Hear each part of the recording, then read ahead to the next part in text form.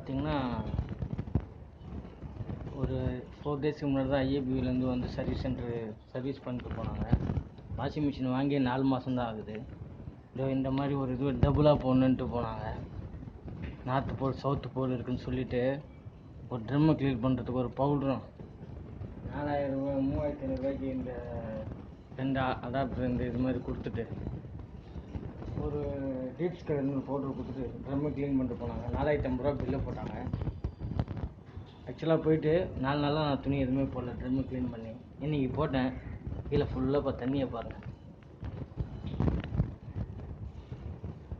போட்டு அதுக்கப்புறம் 2 தடவை க்ளீன் பண்ணிவிட்டு 2 தடவை துணி போட்டேன். துணி போட்டு லேசாக போயிடுச்சு, கொஞ்சம் கொஞ்சமாக அரெஸ்ட் ஆகும் அப்படின்னு சொன்னாங்க. போட்டுட்டு அதோ 2 நாள் கழிச்சு இன்றைக்கி போட்டேன். பார்த்தீங்கன்னா தண்ணி மானாவாரியாக கீழே போயின்னு இருக்குது. இதுதான் ஐஎஃப்பியோட இது போடுறது.